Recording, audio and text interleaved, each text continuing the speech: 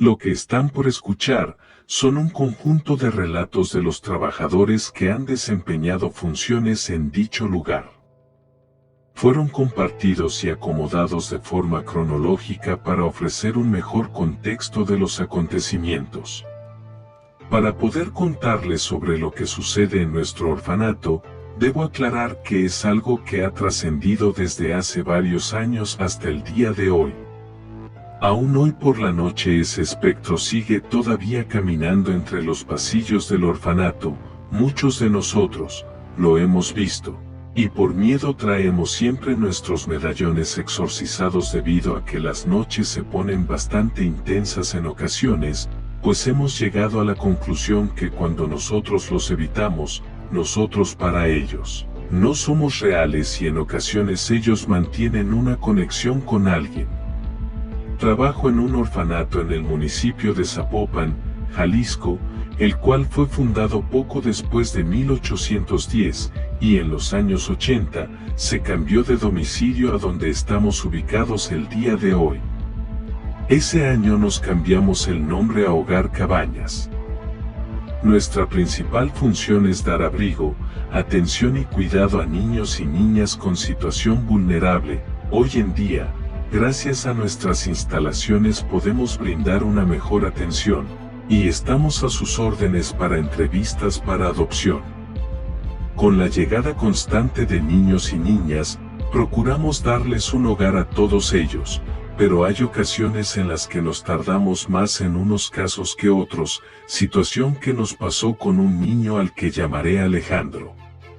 Particularmente con él, llegó a Hogar Cabañas en el año de 1990, huérfano de padres, aún no cumplía ni los 2 años. Con él no tuvimos mucha suerte en su adopción. No era tan sociable como los demás compañeros que tenía, y con los pocos amigos que hacía, a los pocos días o semanas, eran adoptados y Alejandro se volvía a quedar solo. A consecuencia de esto, Alejandro se volvió más retraído, y se apartaba de los demás, ya se estaba acostumbrando a quedarse solo, ya no estaba interesado en hacer amistades. Siempre que lo buscábamos, se encontraba solo jugando en la fuente, en algún salón de clases, o hasta en los cuneros, y siempre solo. Pero esto no duró para siempre. Un poco después de que Alejandro cumpliera 13 años, llegó René al orfanato, un niño de 9 años, que era muy parecido a él, con cabello color negro. Bueno, así era como Alejandro lo describía. Una de las monjas que nos apoyaba en dar clases de catequesis, buscaba a Alejandro. Ya casi era hora de que iniciaran y aún no lo encontraban, por lo que decidió pedir ayuda al vigilante que tenía el acceso al circuito de cámaras en todo el orfanato. Fue cuando lo encontraron, estaba jugando con otro niño en uno de los dormitorios. La monja quiso aprovechar y de una vez llevarse al otro niño a clases. Sin embargo, cuando llegó al dormitorio, era Alejandro el que se encontraba allí nada más. ¿Dónde está tu amigo que estaba jugando contigo? ¿Podía escucharlos a los dos desde el pasillo?, preguntó la monja a Alejandro, y él le comentaba que su amigo se había tenido que ir por unos momentos. Esta no fue la única situación extraña con el amigo de Alejandro.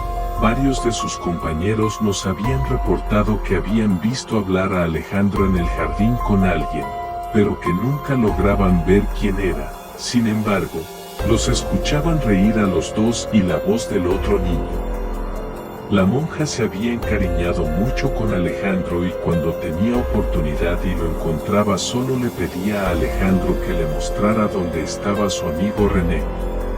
Alejandro accedía y la llevaba siempre al mismo lugar, uno de los cuneros, el cual ya tenía tiempo que estaba vacío. Ella pensó que se trataba de un juego. Siempre le recordaba a Alejandro que René estaba invitado a las clases. Una de las experiencias raras que me llegó a pasar a mí con Alejandro y René fue que, a los pocos días de haber ingresado al orfanato, escuché a alguien jugando pelota en el pasillo de los salones de clases. Escuché como dos niños estaban a su vez platicando mientras se aventaban la pelota. Procuré ir a mencionarles que buscaran otro lugar para jugar, debido a que en ese lugar no era correcto que estuvieran jugando a la pelota. Al llegar a donde se encontraban pude ver cómo la pelota caía a las manos de Alejandro, pero no logré ver quién la aventaba. Aquí estaba otro niño, le comenté a Alejandro. Tenía la pelota en las manos, por alguna razón se veía triste. René se va a tener que ir, es necesario que se vaya. Alejandro aventó la pelota del otro lado donde no había nadie. A decir verdad, yo en ese entonces no conocía la historia de Alejandro y René, por lo que solicité información a archivos sobre René. Sin embargo, ellos me comentaron que cuando cambiaron las instalaciones a este edificio, muchas carpetas o se habían extraviado o maltratado. Solo se logró salvar algo de información y acceder a ella sería complicado y tardío.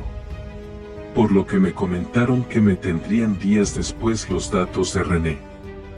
De un día a otro, Alejandro volvió a estar solo, lo encontrábamos nuevamente andando entre los pasillos, o escondido en debajo de sus cobijas en el dormitorio.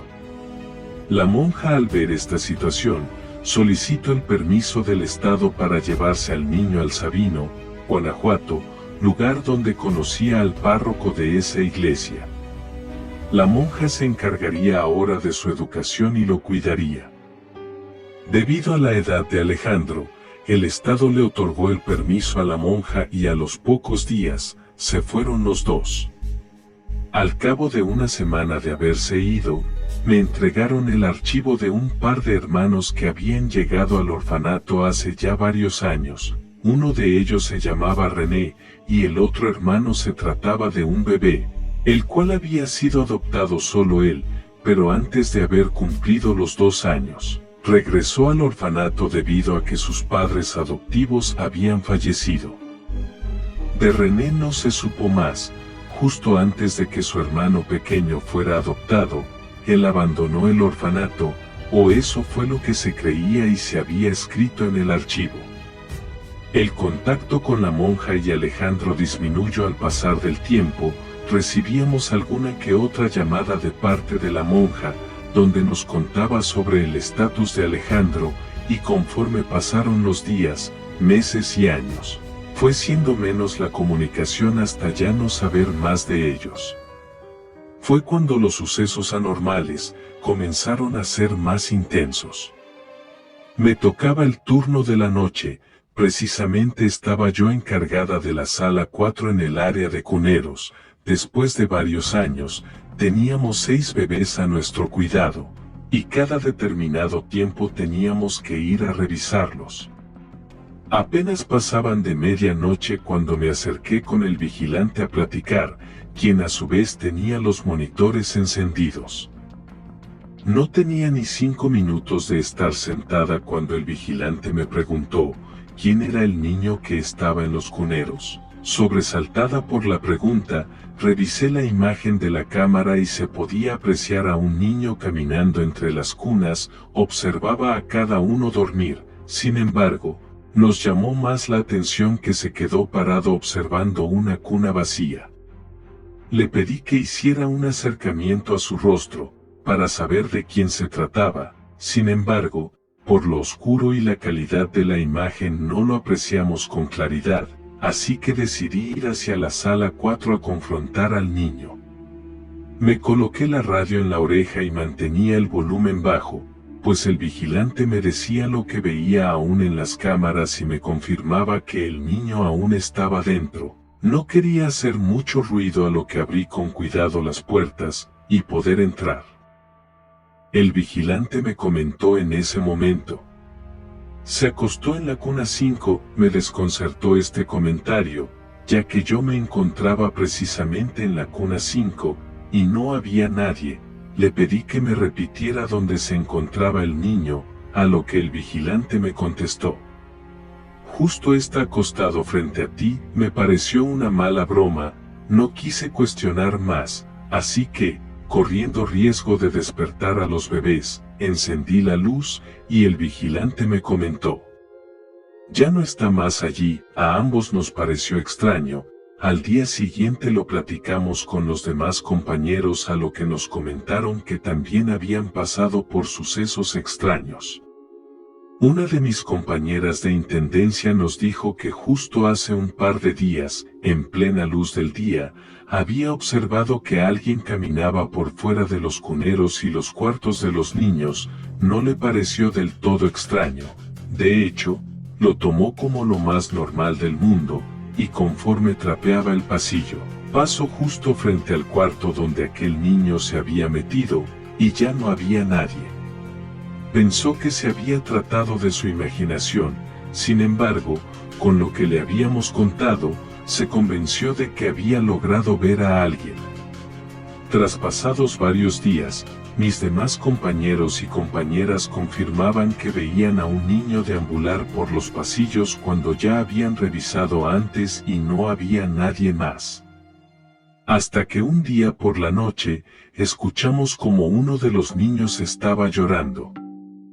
Las vigilancias en los cuartos de los niños más grandes no son tan recurrentes como con los bebés. Sin embargo, mantenemos visitas regulares después de la hora de dormir y regresamos un poco antes de que despierten. Justo pasadas las 3 de la mañana, uno de los niños comenzó a llorar sobre su cama, despertando a los demás.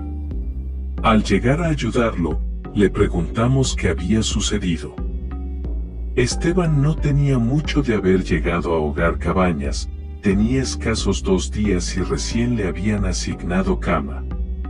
Él nos comentó que despertó repentinamente, pues había sentido que su cama se movía, se sentó y observó a todos lados, todos estaban dormidos, solo percibía la luz del pasillo que siempre se mantenía encendida.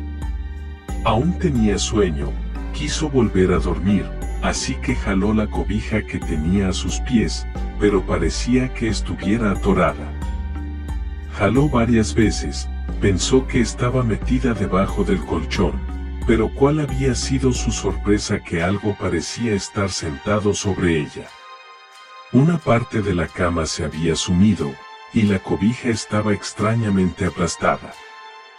Por ello con su mano intentó remover la cobija aplastada, a lo que un fuerte golpe se la alejó. Se asustó demasiado que jaló la sábana para cubrirse todo el cuerpo.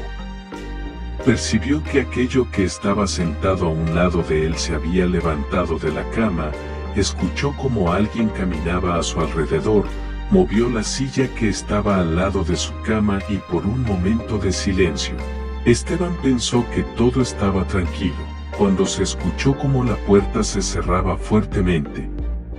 Se sobresaltó, pero no hubo ruidos o movimientos que lo asustaran. Se descubrió un poco el rostro y desde los pies de la cama le arrancaron las sábanas de sus manos, a lo que Esteban comenzó a gritar y llorar, provocando que todos despertaran. Asimismo, los maestros nos comentaban como en los salones de clases, se escuchaba como si alguien estuviera platicando.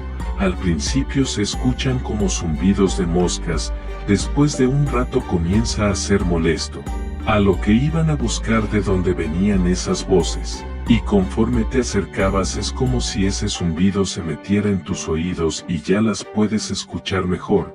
La voz de ese niño llegaba a tus oídos, lo podías escuchar reír, llorar y en ocasiones hasta gritar, y por más que lo buscáramos no lo podíamos encontrar, solo en las cámaras lo podíamos ver. Las cosas ya se estaban comenzando a poner intensas, así que entre varias compañeras de trabajo nos pusimos de acuerdo para conseguir medallitas exorcizadas, las llevamos a bendecir en el expiatorio. Allí fue donde aprovechamos para pedir que el Padre nos apoyara en bendecir el orfanato. Una de mis compañeras nos comentó que podíamos hablarle al Padre Alejandro. Al fin y al cabo, él había sido parte del orfanato Hogar Cabañas hace años. Realmente me dio bastante gusto al saber que aquel niño que la monja se había llevado, ahora recién se había recibido como padre en Guanajuato. A lo que solicitamos que lo mandaran a llamar a él especialmente. Al cabo de una semana, llegó el padre Alejandro acompañado de una monja ya de edad avanzada. Ya habían pasado varios años desde la última vez que él había estado allí, a lo que pidió recorrer por su cuenta los pasillos, cuartos, salones para recordar viejos tiempos. En los cuneros se quedó bastante tiempo. Los salones de clases los contemplaba como si fuera un niño, pues se sentaba en los pupitres y observaba al frente como si estuviera en medio de una clase. A pesar de que ya no eran los mismos a los de su tiempo, el padre Alejandro se veía contento. Por medio de los monitores de vigilancia lo vimos allí sentado, cuando en unos segundos ya se encontraba platicando con alguien, mas no veíamos de quién se trataba. La monja nos pidió que no nos acercáramos al salón, que lo dejáramos solo todo el tiempo necesario. Y mientras Alejandro estaba conversando, la monja nos platicó algo que nos dejó heladas del miedo y a su vez pensativas. Alejandro sabía muy bien que René no estaba vivo. Cuando eran chicos, René llegó a su vida tan misteriosamente como se fue. René no sabía que ya había muerto hace tiempo, pero al conocer a Alejandro, se dio cuenta de ello. Por ello decidió descansar en paz, dejando solo nuevamente a Alejandro. Fue cuando me lo llevé a Guanajuato, para que estudiara allá, a lo que decidió encaminar su vida a la religión. No sabíamos por lo que estaban pasando que cuando nos percatamos que lo habían solicitado llamar, y él no lo pensó ni dos veces. Creo que era necesario que cerrara este ciclo. El padre Alejandro salió del salón de clases varias horas después, se acercó con nosotros y nos comentó que no era necesaria bendición alguna, pero que aún así lo haría. Acto seguido nos comentó que ya había hablado con René y le pidió que prestara la que había sido su cama hace años a otros niños. Aprendimos que, de algún modo, hay quienes se aferran a nuestro mundo, a un lugar que les costará trabajo irse. El padre Alejandro nos comentó que René volvió del más allá para estar con el que era su hermano, pero él ya se había ido a Guanajuato. René fue un niño travieso y aún no era, por ello seguiría entre nosotros. Es raro, pues uno se acostumbra. El monitor de las cámaras nos llega a mostrar en cuneros a un niño más. Sabemos que René está allí. El padre Alejandro viene más seguido, y las cosas se han mantenido tranquilas hoy en día, pero aún René juega entre los pasillos. Se escucha como ríe y grita, pues aún está entre nosotros.